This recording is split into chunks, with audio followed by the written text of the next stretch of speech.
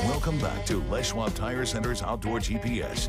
It's time for Owin's Field Report, sponsored by Les Schwab Tire Centers. Welcome back, everyone. And this week, like I mentioned already, very, very interesting, right? We got an extension on the Columbia to give us a couple of extra days, Monday, Tuesday. Well, they decided, oddly enough, they decided to give us an additional extension Wednesday, Thursday, right? So we had 2 extra days that very few people could plan for. Myself, I was unable to take advantage of that, but we'll get to that in a second. Overall, though, on the Columbia, before it closed down, even with the extra 2-day extension, it was still very tough fishing, although the last 2 days, Wednesday, Thursday, the morning bite was it. I mean, really, if you weren't there first thing in the morning, no matter what section of the river, that at least the reports that I was getting, that first light bite was really the ticket. And then after that, about 8 o'clock, 8:30, and I don't think it had anything to do with the tide, because it just didn't correlate with it in certain areas. But at the very least, it just died. It wasn't great fishing. Again, though, there were some out there that did very, very well. You know who you are, because he sent me the photos, multiple of you, by the way, which is great to see. Although it's shut down now, we're going to get to fish counts in a little bit. But, you know, maybe there's some light at the end of the tunnel there. We'll get there. We'll find out how things are going. But that was our, you know, the odd thing that happened, right? Now, it was definitely a struggle on the Willamette, and for folks that were just really trying to, you know, let's just be honest here. We're all going out there chasing these springers around, and it's very difficult. It's one of the toughest fisheries there is. If you can be successful, hey, that's the bonus, right? And especially the Columbia fish. Those are the prized ones that we're after. But now things are changing, right? They're dumping water up in Bonneville. We only have the Willamette as far as the opportunity for spring Chinook, and there's people coming from everywhere for it, and there's no current. Right? It doesn't matter what section of the river that you're in, with them dumping smolts at Bonneville, that's going to slow down the current on the Willamette, and it's changing everything. From Oregon City down, things are really going to change. You're going to have a hard time finding current, and that's when you're going to start seeing people start running 360s now in that deeper water, slower current, and certainly can be very effective if the fish are around. That's all we can really cross our fingers on. Prior to the show, I do a little Facebook thing, and I had mentioned sea lions. Ah, man, they are thick. It doesn't matter where you were this week. If it was the Columbia, the Willamette, or any section in between, they're just, last year they weren't around, but as you can see what happens in 1 year. They're back, and it's definitely a concern. I saw more fish caught yesterday by sea lions than I did people. And overall yesterday, I saw a few fish get caught. It wasn't like it was flat dead. I mean, it wasn't great by any means, but it seemed like there were some fish around, and they're probably just really messed up with the sea lions chasing them around. So keep that in mind, and it's certainly one of those things. I only know of one that was taken, a fisherman that lost a fish to a sea lion this week, and it might be one of those things where you just kind of pay attention to that again, and we might have to play that game where you sit down, don't move, fight the fish if you get lucky enough to get bit, and don't bring attention to yourself. Don't start flailing your flag around, meaning your net, because some of these things are smart enough to know exactly what that means. And that goes all the way down to how you're operating your kicker as well. If you start throttling up and down that kicker and getting sideways and all over the place, those sea lions know that you've got something going on. So try to be as inconspicuous as possible if you do get bit. It doesn't matter where you are. The one fish that I know that was taken by a sea lion was underneath the Ross Island Bridge. Nobody was around, one fisherman, and he gets pinned.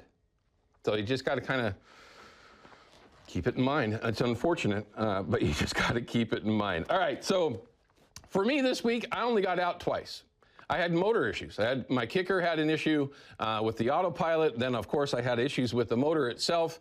And it turns out this is kind of a thing. So if you have any kicker, doesn't matter what it is, what manufacturer it is, mine was starting to throttle up and down on its own. It was just kind of really wishy-washy, if that makes any sense. It just wouldn't idle correctly. And I actually thought it was tied into my autopilot. Turns out it wasn't, but thank goodness for a great shop. And that's one of the reasons why Thursday I wasn't able to get out. It's because, you know, if you get a chance to get into a service department, it doesn't matter who it is, you go. Because everybody is slammed, as a lot of you are well aware. They did diagnose that was the problem with my carburetor, tore it apart, cleaned it up, ran it yesterday, perfect. So, Pat, thank you for hooking me up over there at Portland Marine Electronics. Thank you. I mean, it was very frustrating to not be able to be out on the water for a couple of days, as I'm sure you're all well aware. Yesterday, though, I did get lucky. I got bit, but I got no photos. It was the ultimate egg cure from Keith Archer. I actually stole a jar from him. If you remember a video a couple of weeks ago, I was out fishing with him. I swooped one of his jars of his eggs that he cured, and sure enough, I got bit, but I blew it. And for those that were right around me and heard me holler out and saw the bite and everything else, you don't have to laugh all the time. Although it was kind of funny. I was really kind of arrogant, I guess I should say, for about a half a second. Yeah, but oh, never mind. Don't have one. But anyway, so that stuff does work. At least for me, it worked. And y'all know I need as much help as possible. Here's what you need to pay attention to. I already mentioned this, though. If you're going to hit the Willamette this week to chase spring Chinook, just take into consideration that water is going to be very, very slow. It might be worth switching gears. Now, does that mean going to 360s exclusively and just covering ground? Maybe. If you're not going to be up in the Oregon City area where you're going to have consistent current, where back trolling or on the anchor or combination of a lot of things, folks are already out there jigging as well. If you're going to be in that lower section, you're going to need to cover ground, and it's not a bad idea to throw out the 360s and either herring or coon shrimp spinners behind it, straight spinners, stuffer baits of any kind, spinning fish or Brad's cut plugs. I mean, that might be the direction to go. To have your success this upcoming week, or this week, just because that current is so slow. We'll find out from Brandon Glassier in just a little bit what he is seeing on that note this morning. So certainly a concern to have. Looks like we've got a phone call. Should we take that call before we go to Jeff, or should we just jump to Jeff? All right, let's go to Jeff Forgeron and find out what our weather is really going to be like. And I know that this is going to be a beautiful day, but after that, what do we got to look forward to? You know, there's going to be some ups and downs in the forecast over the next few days, Owen, but then things are really going to be warming up mid to late week of next week and perhaps beyond that as well, which I'll highlight in a second. But I wanted to show you the current conditions. This is the view from the Vancouver waterfront. We have filtered sunshine with a temperature of 52 degrees. I don't think we're going to have much activity in terms of showers and storms up in northwest Oregon and southwest Washington. However, near the Cascades and off into central Oregon, there's a decent chance we have some stronger or even a couple of severe thunderstorms this afternoon and evening, capable of quarter-size hail and maybe some damaging wind gusts. At the very least, be prepared for some lightning if you're recreating in the Cascades or off into central Oregon. And that's going to all be linked to this low pressure system that's sending clouds over our skies this morning. That'll move off to the east Sunday into Monday, and all of a sudden we cool down into the 50s with lower snow levels Monday and Tuesday with this trough of low pressure brushing the northwest. Don't think we're going to pick up a lot of mountain snow out of it. It's taking more of an inland and dry path, so maybe 1 to 3 inches of new snow above 2,500 feet. Then high pressure starts to build in, and that's the system that's probably going to warm us up mid to late week of next week. The Climate Prediction Center is already showing the higher likelihood of above normal temperatures up and down the west coast, and that could carry into the following week as well. So starting Wednesday, Thursday, Friday of next week, expect those temperatures to start to rise. First of all, though, it's going to be a warm day today with highs in the mid-70s. Then we're into the upper 60s and 50s Sunday through Tuesday. But there's the warm-up I was just describing to you. Wednesday, Thursday, Friday, we climb into the upper 60s to mid-70s. Owen, it's possible that our first 80-degree day of the season could be coming next weekend, maybe about a week from now. So we're going to be probably adjusting that forecast. But yeah, hopefully the warmer weather means good things for fishing and hunting. I'm not the expert you are. But yeah, I would definitely plan on more 70s in the extended forecast. Well, the weather change can certainly help sometimes. Not always, but sometimes it does. We'll see how things plan. I'm looking forward to having to hide from the sun with the top on. I like that. Yeah, absolutely. Thank you very much, Jeff. We appreciate it. You're welcome. All right, everyone. Can we take David's call or should we wait? All right, let's go ahead and take David's call. We've got a little bit of time in this segment, and I don't mind stealing a little bit from Brandon, do we? Maybe a little. David is from Staten. He's got looks like a hatchery question or a comment. David, what's going on?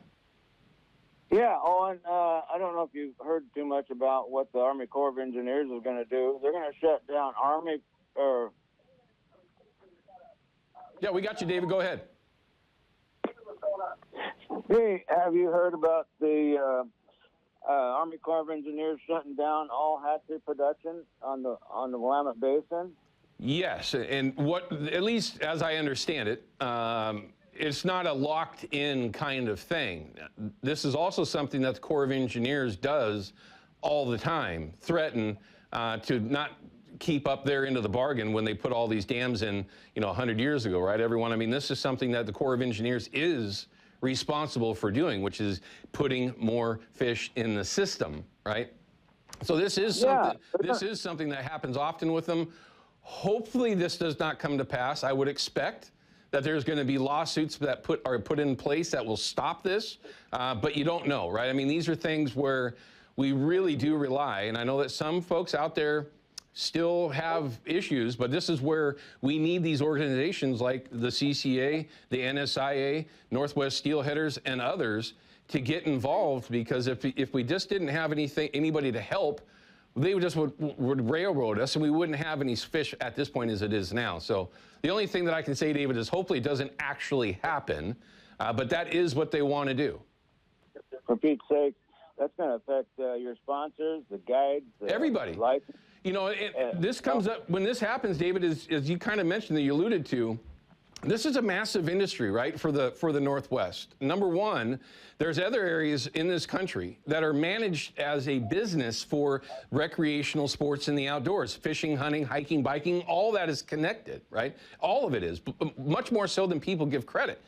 But we don't do that here. That's the unfortunate side of this, that the management, unfortunately, and the folks like Corps of Engineers, they don't care. All this is connected, all of my sponsors, but all the other businesses as well, hotels, gas stations, grocery stores, based on different fisheries and different opportunities throughout the year, bring in hundreds of millions of dollars, believe it or not, everyone, throughout the year, hundreds of millions of dollars brought into other areas. If we lose that, it's more than the fishing and hunting industry that's going to get damaged here in the Northwest, but it is all the mom and pop stores.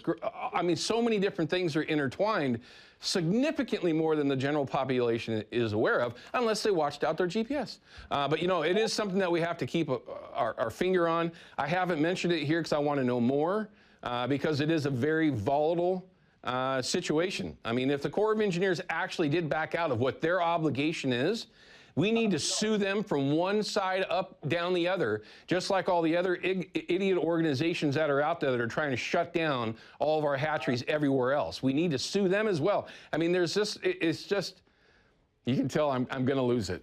Anyway, thanks for your phone call. And yes, it is something we need to pay attention to and cross our fingers that it just doesn't happen the way the Corps of Engineers wants it to happen. All right, we're going to cut to a break. When we come back, we're going to have Brandon Glass from Team Hookup Guide Service out chasing some springers with clients. We'll see, well, what he's seeing real time. We'll be right back.